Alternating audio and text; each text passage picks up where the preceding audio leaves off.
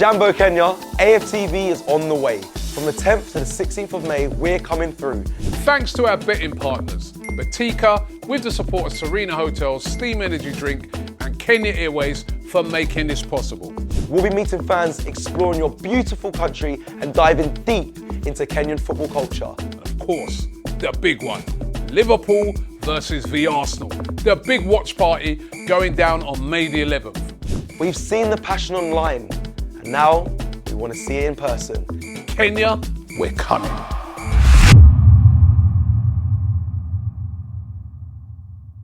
What's going on, everyone? Welcome back to AFTV. You've joined us for the preview of, it's the big one. We're back. Arsenal versus PSG, 8 p.m. kickoff, Tuesday night, first leg of the Champions League. It's a peak semi-G. That also stands for PSG. Let's hope we must go through the final and go on and make history. It's a peak semi-G, PSG. You lost me there because that might be a pause. Yeah, it was. Yeah, I thought about it because I was going to say peak semi, guys. But I was like, that is a major why. I say that. And you lean peaks. Don't do that. Don't do that. Let's not even reenact that. It's peak. It's the game we're playing, PSG. Anyway, big game, people.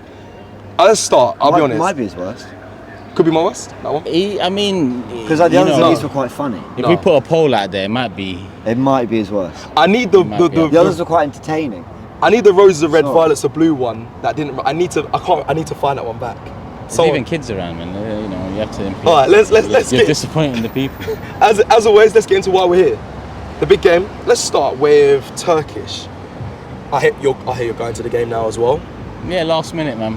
It doesn't look like I can get a Paris ticket, so I'll probably still be out in Paris. But I got to do at least one of the semis. So I've got my ticket for this one. I'll be there. I wasn't there for Real at the Emirates. I was there in Madrid, obviously. So this is going to be my first one on this journey at the Emirates. Yeah. Looking forward to it, man. I'm nervous, excited. It's the big one, but part of me, it's the big one because we fluffed our lines in other competitions. We've just seen 2 semi-finals in the FA Cup take place. Now we know the finalists, and one of them are supposedly having, a stinker of a season. And you've seen Liverpool not lift the Premier League title, but clinch the Premier League title, which was inevitable. But still, watching it, it just doesn't feel. They're 20-time winners. For me to say it doesn't feel right might sound, a bit arrogant or so. It's nothing to do with that. Just looking at us in isolation, I really thought this was the year. Yeah. But I think it is the big one for other reasons too, because regardless, even if we was in other competitions, if we was in a semi-final, in the situation we're in where Man City they're not there, Real Madrid are not there no more, and you're looking around and the odds are pretty, even across the board in terms of whoever wins it now can justify them winning it. They can justify their reason and their cause and effect and so on. So yeah, I'm excited, I'm nervous. Champions League semi-final, it's been a while. Last time we were embarrassed by United. I lived through that, like I lived through 06 final as well. So there's been some heartbreak in this competition. So I'm more confident going into this than I was Real first leg. Oh, 100%. That's interesting. I was 28 going into that one. I was thinking it's looking long. You were, but PSG, when you watch them domestically, they still look more of a team. But what that result and performance does is set a new standard. Fair. Yeah. Before that, I didn't have the confidence, partly because I couldn't look back and say, well, look at how we've done with Bayern last season, because we didn't. Or look at how we smoked Porto last season, because we didn't. Yeah. I could use PSV, but that's not a really accurate measure of, PSV or PSV. And even stretching back, we've had few performances in the glory days, Inter Milan, Real Madrid, Roma, amongst others. But going into this one now, I look back at the Real one and say, you put that level of performance, even though I expect a tougher test, I think we should definitely go to Parc des Princes with a lead. Yeah. I think again we need a 2-goal lead to really be confident. Okay. But a lead same way, and look, we won at the Bernabeu. So at least I'm talking too much because I'm excited. No, I can tell, man. But we want, that's what this preview is about. We want to hear hear from it. So did you give Arteta and that credit for that Real Madrid win? Just because I spoke to Yardman the other night. But you see, people put me with. I'm myself. Like I'm like no one's like me. Okay. I believe, and I'm not like no one's like So some people are ultra negative. Sometimes I get put in that pot because I'll question, I'll criticize. Fair. Some people are ultra positive. Sometimes I'll get put in that pot. He's delusional. He's lost it. He's not his old self. I call it balanced. Some call it sitting on the fence. Fence or balance, I don't give a shit. It's me. I think this is, this is my version of a football fan. If things are good, I'm happy. If things are bad, I'm not happy. Call it a flip-flop, call it whatever you want. But Arteta deserves credit for sure. Okay, it's another not milestone, because a milestone is winning something, but it's a new standard. It's a platform, And it was already okay. There's some reasons, extenuating circumstances for this season in other competitions. Next season, you have to do it. The Real Madrid's results over the 2 legs, the performances over the 180 minutes, further adds pressure to the. To get over the line. Yeah. The word is hurdle. It's another hurdle. I think when we look back at where we were 5-6 years ago, we don't want to talk about Arteta. We are battling, I think, as Arsenal fans, almost amongst each other, to probably very real schools of thought. 6 years into time with the manager, a lot of money spent. Where are the armpits? Where are the trophies in the air? All that. But then the other part of it is, you go back 6 years and it was just, I want to play in the Champions League, and I just want my team to compete, and I just want my team to not get battered at every away ground. And then it's, I'd love to go to the Bernabeu, I'd love to compete with the European giants. Champions League semi-final, when's the last time we had that? 3 years in a row, second place. That looks a lot better than 6th and 8th. So it's one of those where we're wrestling with, we know the time it's been, and we know the work that hasn't been done that probably should have been done to eventually get it over the line. But beating Real Madrid and doing what we did, especially winning at the Bernabeu, I think winning it was crucial. Massive. It was another big hurdle cross. I think we've made a lot of it, I know, but 5-1 against Real Madrid and aggregate, 5-1? Yeah. Like, against the European champions, you added Kylian Mbappe, and there you could add the context of their season. But they're still classic. All they did, they were getting battered against Barcelona in the Copa del Rey final, and they turned it on. Yep. Then they turned it on, and Bellingham starts playing, and Mbappe comes and makes it. When did they turn it on against us? They couldn't. In 180 minutes, they never once turned it on. They couldn't do it. So there's no question Arsenal made massive progress under Arteta, and he's cleared hurdle after hurdle after hurdle that at one point as a fan base we were longing for. A little bit of like, just get us back to this. Yeah. But now, with every bit, you want more. You want more, you want more, and now's the next step. I'm in the same circle. I'm going to this. I went to a Champions League game in the league phase, but this is the first I'm sort of tasting of the journey, the knockout journey, and what's been quite a spectacular Champions League campaign. And it's where actually trying to evaluate our season is so difficult, because the Carabao Cup we lost to the winners, which in the semis, that doesn't sound bad on paper. It was shambolic in those 2 legs. FA Cup, dress it how you like. We lost to the winners. We lost to the worst Man United side ever. You can look at that 2 ways. The That's league, a really good point. The league has been a disaster. But we're second. And then the Champions League, it's a case of actually that's where everything has worked. Yeah. We've actually pretty much done our job pretty consistently throughout. The one game we lost, which was into Milan, I thought we did all right there. I think on another day we might have got a point out of that. So in this competition alone, we've done our thing. Let's hope it continues. Because being good, do you know what this does to the reputation of? You've asked me about Mikel Arteta, the players too. Yeah. For me, Mikel Arteta probably becomes top 3 manager of all time for us. They become greats. Players may argue top 4, but it's 3 or 4 for sure, because we haven't got this trophy. Players as well, listen, Invincibles, that was something. We've done the 3-peat in the early 1900s at some point. We've won doubles, the most or joint most. I'm glad you're not scared to talk on this, But they need to know this. Yeah, it's true. Because it's that's how big this is, because the season can swing from so disappointing to so great.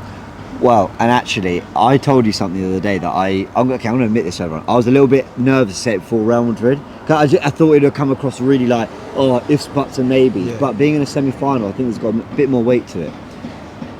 This season could end, and as we approach Arteta's six full years in December, you're going, an FA Cup in his first year. Yep. Couple second places. That's how the resume looks. And we could talk about all the positives, but if he wins this, but and if it's suddenly now that looks a possibility, right? Of course. You could be going to the 19th of December, 6 full years at the club, and you could be going a Champions League, maybe a European Super Cup, an FA Cup, 2 Community Shields, because you're going to take the piss, but you throw them in when you got others. It's on the resume. I saw that. What manager recently? I know you don't. Who was it recently? Was it Mo Salah? Someone took a picture of all his trophies. I think it might have been Van Dijk when they What announcement or something? Someone did an announcement of a contract or something, and look, they had them in the shot. And what I'm saying is, you don't mind sprinkling them in when you've got the others, right? Who knows? Maybe we're top of the league going into Christmas. I'm just saying, how wildly different do you reflect on those 6 years? Even the 3 second places, you go, you know what? I'm just saying, winning one just can swing everything so much in terms of the perception because you suddenly got that other trophy. Like I said, you play in a Super Cup if you win this, and maybe that's a second, maybe that's 2 in the space of a few months. And I guess what I'm trying to say is, before people laugh in the comments, is it can take one thing and bam, the way you reflect on that journey is so different to 6 years, and you know, we're second or third again come Christmas, and you know, the window wasn't great, and yeah, it's a really pivotal moment, I think, for Mikel Arteta. The Champions League title then holds that much weight for you guys over a Premier League title, because you're right. I think if we win the Champions League, it's massive. Someone asked me, would it be more of an achievement, Slot winning the Premier League in his first season, or Arteta winning the first ever Champions League I like for these Arsenal? questions, man. What kind of questions are these? They're both great achievements. Premier League is always number one for me. I'll get that out there. My generation, I think, generally feel, especially when you're living in the country, breathing the air, walking around the state, and you stare at the people, the shirts everywhere, from when I was a kid. So the Premier League, and listen, Sir Alex has said it, Wenger has said it, Klopp has said it, Mourinho said it, Guardiola said it, Rooney, Keane, Scholes, that all of these legends have said the league is number one. But we don't give a shit about that now. Cheer what Rooney said about the FA Cup? Champions League is, Which I think Arsenal fans need to hear that. Yeah. We need to be more proud of that. 14 FA Cups, unmatched in I always history, say I love the FA Cup. And then we just fall out of it. It's been disappointing with the FA Cup. But I mean, you know, league is the bread and butter, but Champions League is the, you know, is the grail. Yeah. You know. And you're right, and I think Arteta, needed more credit on what he'd done against that Real Madrid side, considering it's Ancelotti. He's a really experienced manager, incredible. I think Arteta absolutely outclassed him, out-tacticked him. And you're right, I think I'm saying he should get more credit. And we've all kind of agreed to that. Let's talk about this game. We're going to speak about PSG and the fact their league form. They were on course to be unbeaten. Yeah, they obviously lost against Nice 3-1. They drew against Nantes as well, so they drew 1-1 against Nantes. But for me, does league form? When you're looking at this game, are you looking at anything that you've? No, none of you. Are you? No, they can do the same to us. I know that's. Well, this is why. Does it play any? Does it put any weight in going to the game on Tuesday? Are you getting more confidence because you saw them lose the other day? Every team in the semi-finals. Every team in the semi-finals has been. Barca have won. But they've been shaky, you know. Who was it? Someone was up 3-1 against them. They won it 4-3 recently. Who was that? Against Real. They were, you know, comfortable, you know, but Real changed up the game. Altogether, come down a bit more. It gets a bit techie. But they come through. Inter Milan have lost games. It's true, You know, their title is Celta Vigo. It's Inter Milan form gone down. PSG form gone down. I think. When you look at Arsenal, we've drawn majority of games going into the last, 3? Before PSG as well. Is it? I know Real Madrid obviously was Everton, I think Brentford we drew, and then now maybe we lost against West Ham before PSG. I can't remember, but either way, our form hasn't been great since January transfer window, or since January for all season, to be honest. But more consistently poor recently in the league, so we can't take the. Inter are in a bit of trouble, man. They lost 1-0 at home to Roma yesterday. They lost 3-0. I know it's both at the San Siro, but what was their home leg against AC Milan? They're out, They lost to Bologna. That's 3 defeats in a row, and they drew 2-2 with Bayern, which got them through. But at one point, that was looking a bit nervous for them. So they've now gone behind Napoli in Serie A. I mean, and then with PSG, here's the thing, they've just evolved throughout this competition. Yeah, they've got better, stronger and stronger. They're kind of actually in that group of Real Madrid and Man Cities that actually didn't qualify in the top 8, which was a bit of a shock. Yeah. But actually they ended on a high. They were 2-0 down against Man City at the Parc des Princes, I think it is. Is that their stadium? Parc des Princes, yeah. And they scored 4-1 in the second half to turn that around. Listen, they battered Liverpool. I don't care if it was a penalty. They battered them. They were brilliant. Aston Villa, they battered them too. Well, actually... Villa had until Villa needs to score 4 goals, then Villa started battering them. Yeah, they started coming back into it. There's definitely defensive, there's weaknesses there, but my word, they can play. Well, I'm really nervous about them. That is it. I wanted to obviously ask that question because I think a lot of fans, and including myself, I saw that team against Nice and thought they put out the strongest team there, and seeing them lose, you think, Arsenal. You think Arsenal fans, we might have a bit of a chance here. But again, I'm emphasising the fact that league form shouldn't matter. We've drawn, like you mentioned, in all the games went up to the Champions League and then played phenomenal in the Champions League. And also, that Nice game, PSG, they look to right in that. I know it's 3-1 scoreline, but I'm telling you that going forward, they are so dangerous. I mean, the Dembele, Kvaratskhelia is unbelievable. Doué. How, James, for you, how do Arsenal, I mean, we're not going to hold the full answer, but defeat PSG? Because I think a lot of they rely on their wide play. Attacking-wise, their wide play is threatening. Do we need, you know, our fullbacks obviously have to be on job, but is that where you worry when it comes to Arsenal on Tuesday night? Is it their wide play from PSG that can really hurt us? Yes. Their midfield's quite strong as well, actually. The problem is, and I've watched them in these Champions League knockout games, I've been so impressed by them. Is it Barcola or is it Doué who starts? I don't know. Is it Kvaratskhelia in the false nine? Is it Dembele? And then in game they're gonna mix and match. The one thing about Real Madrid is, and we can say this now that we're through, they were tactically pretty horrendous. Really, they didn't throw many ideas in terms of attacking patterns going forward. Defensively, they didn't really do enough to shut us out. I mean, we said they'd be pragmatic, but I don't think they look particularly organised. So PSG might be more adventurous, which I think creates more opportunities. But the problem is, how do Arsenal respond? Do Arsenal see PSG coming onto them and playing and go, brilliant, there's space, like back ourselves? Or do Arsenal actually get in their shell a little bit and go, let's just kind of look after this because they're getting on the ball, they're playing? What's the question? How do you stop them? I mean, they seem like a team that's just full out attack. It's just like it's rampant attacking play. Like they like a Liverpool when they're flying. They're straight to the front line and they're at you. And I think even Liverpool are a little bit more direct and a little bit more. Would you say so? Then the better question is, how do you start up against us? Then how do because how many? Look, that's our style. We nullify. How many teams have come and you know, we just spoke about Real Madrid over 180 minutes. They never started up. No. They never got into gear one. Yeah. So how many teams have? Did Man City over the 2 games in the league? No. No. Did Liverpool? No. And these are the best teams we've played. Did PSG? No. Did Inter Milan? No.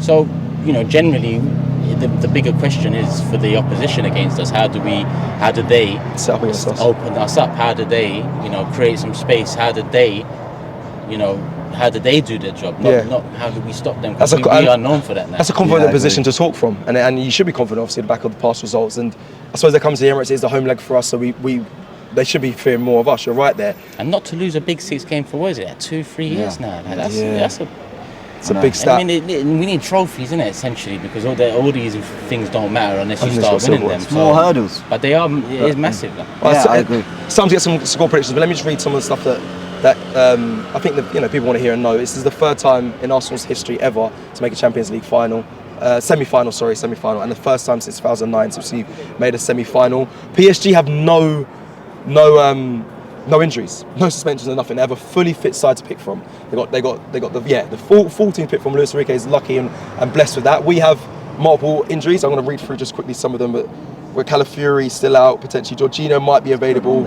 I know it's not good with Calafiori still being out. Gabriel Jesus obviously out for the season. Tomiyasu, a forgotten man, out for the season. I don't know when he's going to be returning. Kai Havertz also out. They're saying his word he might be able to return by the end of the season, but I think they probably won't risk him.